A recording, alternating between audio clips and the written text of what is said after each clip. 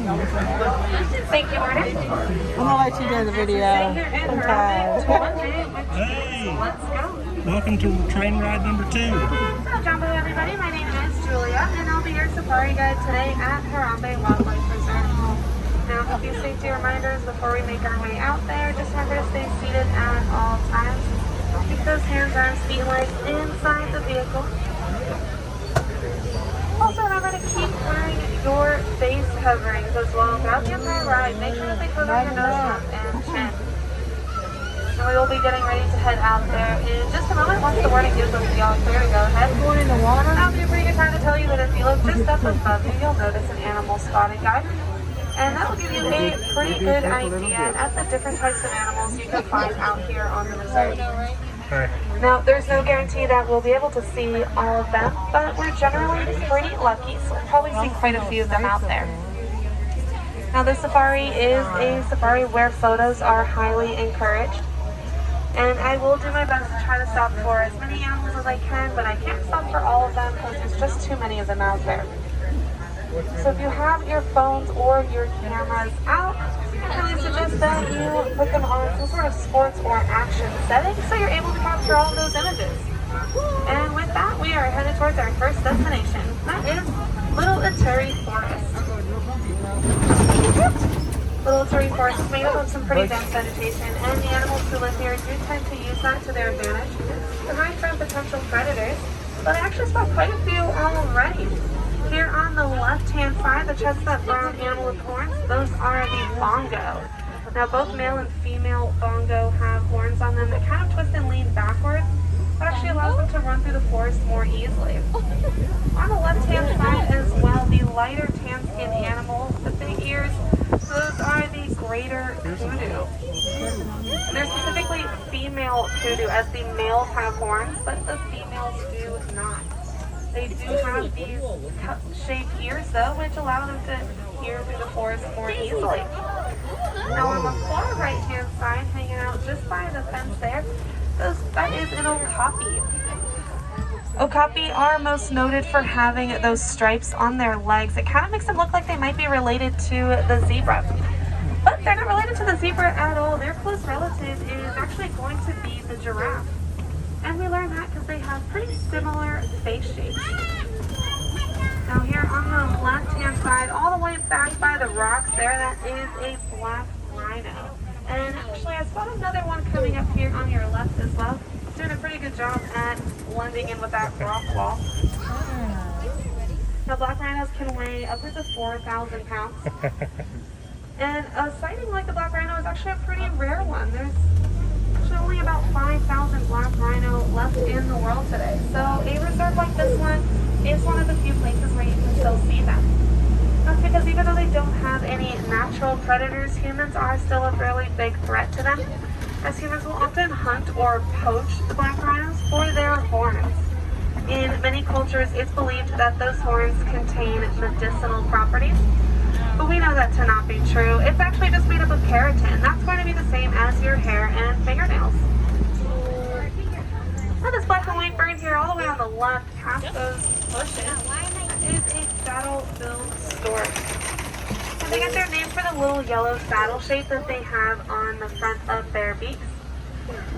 And saddle-billed storks are mainly solitary birds, but when they do find their mate, they mate for life. Now we are making our way out of Little Ituri Forest, and we're coming up towards our next destination here, which is at Sophie River. Sophie River is home to some of the more aquatic animals, like the Nile hippos, for example. So you'll definitely want to keep an eye out in the water to see if you can spot them. Actually, I think you might be able to spot one coming up on the right-hand side. Now, they can hold their breaths for about 8 minutes underwater, which is what makes them tricky to see. So you're more or less just looking for movement in the water. And you might be able to spot another one on the right-hand side there. And there's a couple here coming up on your left as well. Oh, yeah. Now, despite spending quite a bit of their time in the water, they actually don't really swim. They will more or less just walk or run alongside the bottom of the river as their means for travel. Now the these birds here on the left, the gray ones with their really long beaks, those are the pink-backed pelicans. And they get their name because during mating season, their feathers will turn a light shade of pink. Now, they are also colonial nesters, meaning that when they do nest, they'll typically do so in groups of anywhere from 20 to 500 pairs.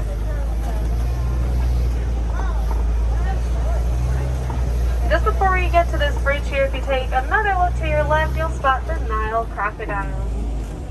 There you go. Now, adult Nile crocodiles can reach lengths of 16 feet on average, and they can weigh about 500 pounds. Now, you might notice that one of them looks to have its mouth open. That's actually their way of cooling themselves down. It's kind of like a personal ventilation system.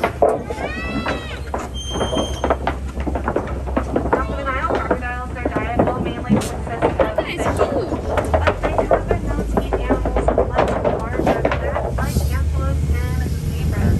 They'll pretty much eat anything that gets in its way. Sounds like that rib needs Yeah.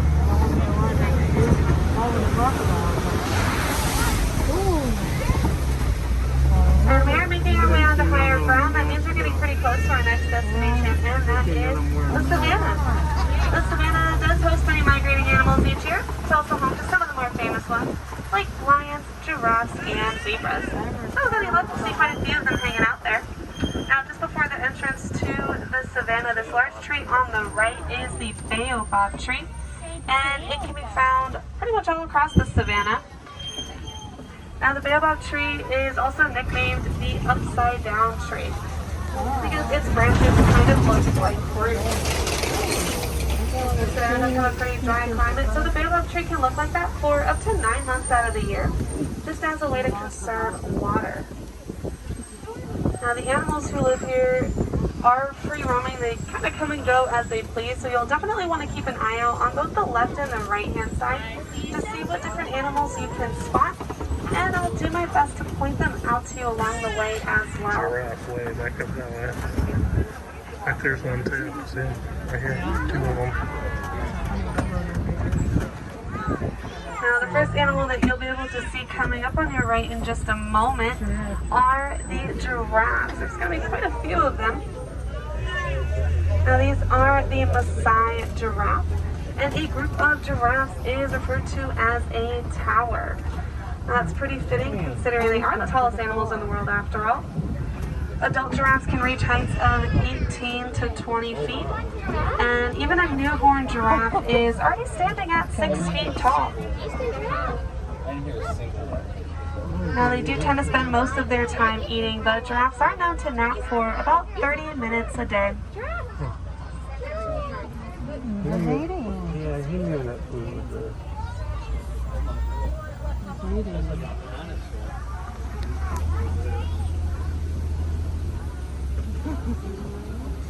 Now, here, if you take a look on your left-hand side, just chilling underneath the trees there, you'll be able to spot some of the African wild dogs. They're sometimes referred to as painted dogs because their spots kind of look like little paint strips. And they're pretty social animals. They'll typically travel in packs of about 5 to 15, normally with an alpha male and an alpha female that will act as a breeding pair for the group. Now, despite how cute they look, they're incredibly dangerous. They're actually one of the most successful hunters out here. They have a success rate of about 80%.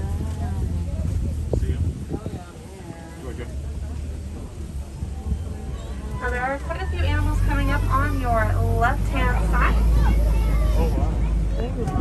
Just all the way on the left past the trees, those animals with the horns on them are the Fable Antelope. Actually going to be the emblem for the Harambe Wildlife Reserve.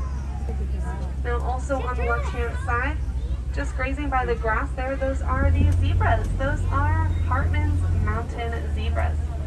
The stripes on zebras are completely unique. They're about as unique as our fingerprints. So no two are alike. Baby zebras will actually memorize the pattern of their mom's stripes, just as a way to always be able to stay close to her. Now, also on the left-hand side, those grayish animals just lying in the grass there, those are the wildebeests. Wildebeests get their name from the Afrikaans language. It's a language that is mainly spoken in South Africa, Wildebeest will literally translate to wild beast. Now, the wildebeest do have one of the largest migration patterns out here. About 1.5 million wildebeest will travel upwards of 1,000 miles across Africa each year. Oh, another giraffe.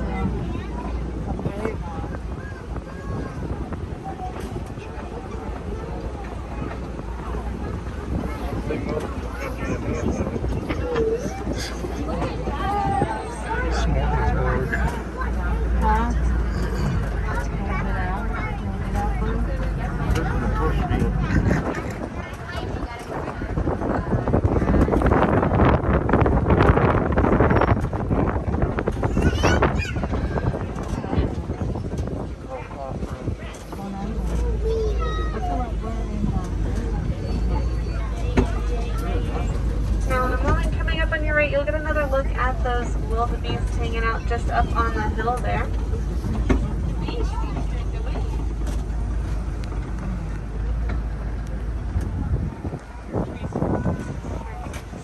And coming up on your right as well, they're going to be hanging out just on like this little island of trees. You'll just be able to make out their chestnut brown coat and their super long horns. Those are the Ankole cattle. They're sometimes referred to as Watusi cattle. They're named after the Watusi people who first domesticated them. They're actually the only domesticated animal out here on the savannah. Now, they are most noted for having those horns, and while they can reach a length of about 6 feet, they actually aren't very heavy at all. They have more of a honeycomb-like structure to them, which helps to act as a cooling system for them. And they're a little hard to spot, but if you look on the right, just past the giraffes there, those really small animals with the brown coats and the white underbellies, those are the Springbok. Now, their name comes from their ability to literally spring up 6 feet in the air and 13 feet forward when they're running. And they're actually one of the fastest land animals as well. They can run at speeds of up to 60 miles per hour.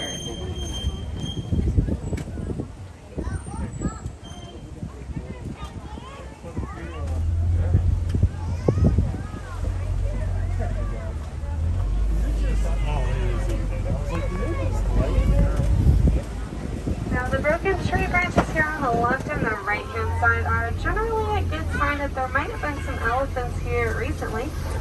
And actually, you'll be able to spot 2 elephants coming up on your right hand side. Now, I'll be able to get a slightly better look at them just up ahead in a moment. Now, it looks to be only 2 of them, so it's a pretty good guess that they're probably male elephants.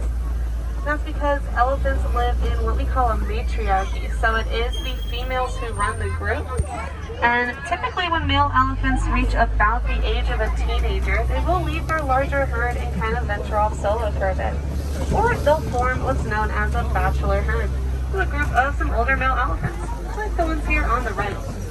Now, our friend there that looks to be laying down, they often will roll around or throw mud or dirt on themselves, just as a way to protect themselves from the sun and from insects, because they have pretty sensitive skin. It's kind of like nature's sunscreen. Now, fortunately for animals like the elephants, their habitats are constantly at risk of being destroyed, as hunters will often go in and destroy those habitats in search of a mineral called coltan. Now, coltan is something that's found in our electronic devices, like our cell phones and our laptops. That's a really easy way that you can help protect animals like the elephants, as well as their habitats, is to just consider recycling any old devices that you might have lying around that you are no longer using. And we're going to be driving through these red clay pits here for just a moment, but if you happen to notice any scratch marks alongside them, that's generally a good sign that there might have been some more elephants here recently. That's because elephants will use their long tusks and scratch alongside the clay, and then they're actually going to eat that clay. It's really rich in minerals that they don't otherwise find in their plant-based diet. Now, I do think I did spot one coming up on the left-hand side. We'll see if we can get a better look at them. Actually, there looks to be quite a few up there.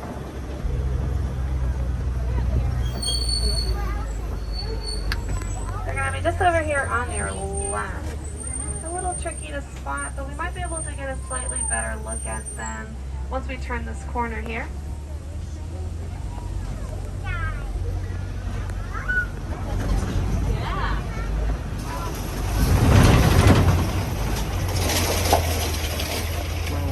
Now sometimes you might also notice giraffe elephants flapping their ears. And that's actually going to be their method of cooling themselves down. So they have the ability to lower their temperature by about 15 degrees just from flapping those ears back and forth. It's good to see it.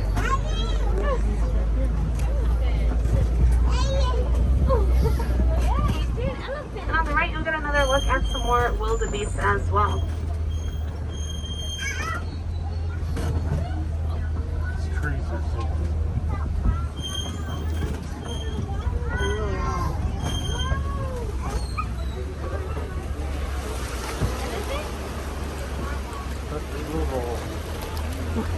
Now, in a moment, coming up on your left-hand side, just chilling at this little island here, are the flamingos. A group of flamingos is called a flamboyant, and these are specifically the greater flamingos. So they actually have the lightest pink shade in the flamingo species. Now, they get that color from these tiny briny shrimp that they eat. It's really rich in something called beta-carotene. And because they consume quite a lot of it, it'll turn their feathers a bright shade of pink. Yeah, I don't have any fun facts about them, but there are some baby ducks hanging out there in the water. I think they were born about a week ago, so they're just getting used to the lay of the land here.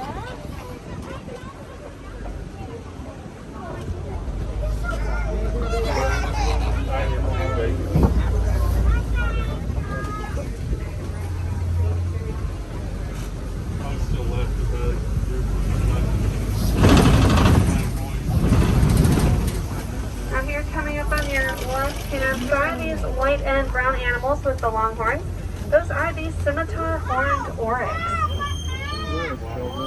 So they get their name because their horns kind of look like the scimitar sword. It's a sword that's mainly found in the Middle East. And they did originate from pretty dry and arid areas, so they can actually go a pretty long time without water. They can survive up to 9 months without a single sip of water. Wow.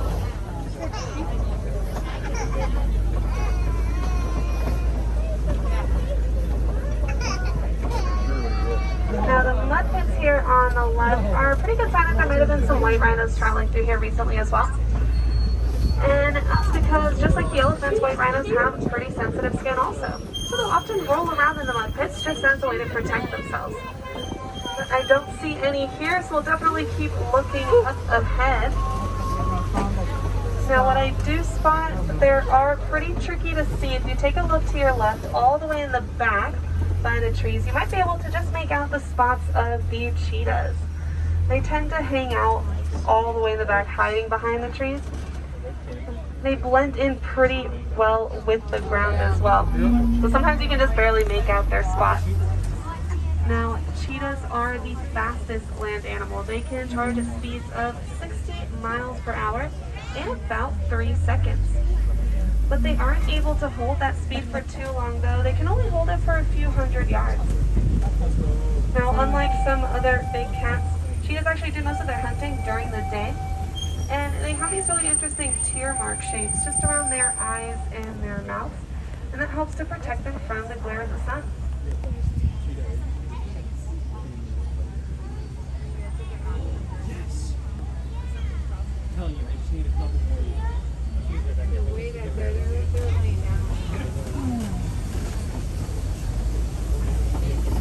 Now speaking of big cats, in a moment we're going to be driving by these large rocks that'll be on your left-hand side. These are called Kofi Rocks. They tend to be the famous spot for the lions to hang out in. Definitely keep an eye out to see if we can spot them. I actually think you can just barely make out the mane of a male lion. It's going to be coming up on your left-hand side.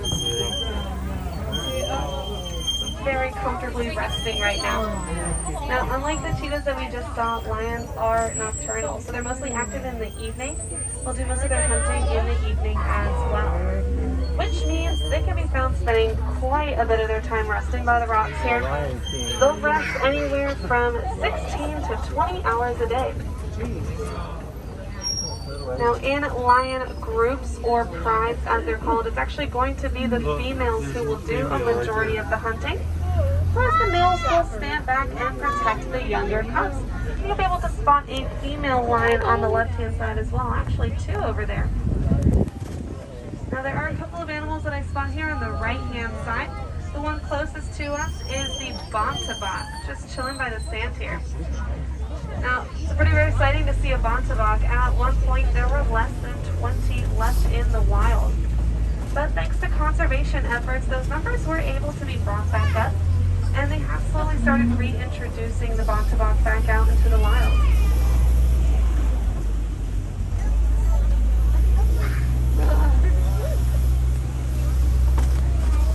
You don't want a cat that big? I wouldn't mind. Holding their claws. Now, these burrows here on the left probably mean there might be some warthogs hanging around here or resting. Sometimes you can barely just make out their long tusks. They are the largest burrowing animals, so they'll build these burrows in the earth like the ones you see on the left. Since they're pretty territorial about them, they'll often back into those burrows. That way their tusks can still give them an added bit of protection from any outside predators.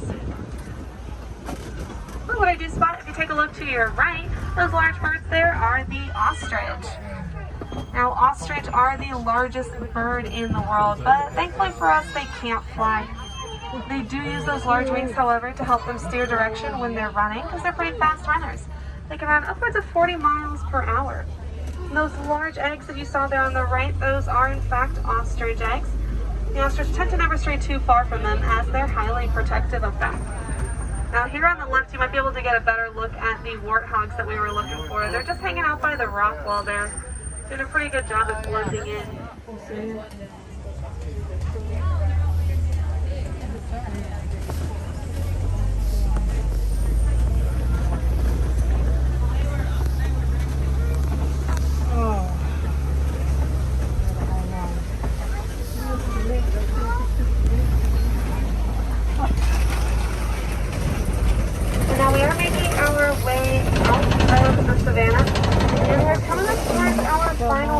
For the safari today, which is here in Magadi Glen. Now, in a moment, coming up over on the left-hand side by the warden's post, I think they're hanging up on the hill there, so we'll just see them in the corner for just a moment. Those are the Nigerian dwarf goats, probably hanging out by the hill there.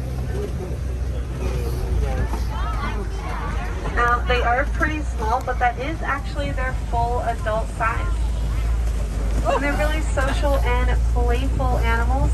Their play fighting is actually their way of asserting dominance within their groups. Now, they did originate in West Africa, but they're a domesticated animal that you can find pretty much anywhere in the world now. They provide a lot of benefit for farmers, as their milk is highly nutritious. They're also known to eat a lot of the dense vegetation out here that other animals just don't feel like eating. So they are pretty handy to have around. Now, as that was our final stop for the safari today, it does look like our time together is coming to an end. So if you're still interested in seeing more animals, and I definitely recommend that you do, you should definitely check out Gorilla Falls. Now, that's going to be a walking trail where you can see animals like the gorillas, naked mole rats, meerkats, and even an underwater view of the hippos. Another really fun option is to take a train ride over to Rafiki's Planet Watch. Now, from there you can learn a little bit more about the animal care that goes on here.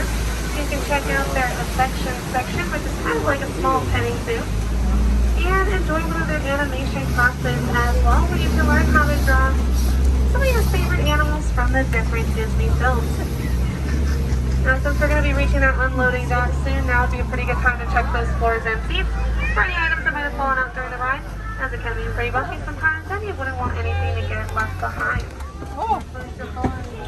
Now, here at Harambe, we don't like to say goodbye because it is too final of a word. Instead, we say kwaherini, which means to go well. So kwaherini, everybody. It has been an absolute joy having you out on the safari today. Go wild out there, and I hope we'll be seeing you all again very soon. Now watch your hands, arms, feet, and legs because the doors do open on your right. Watch your step and enjoy the rest of your day out here.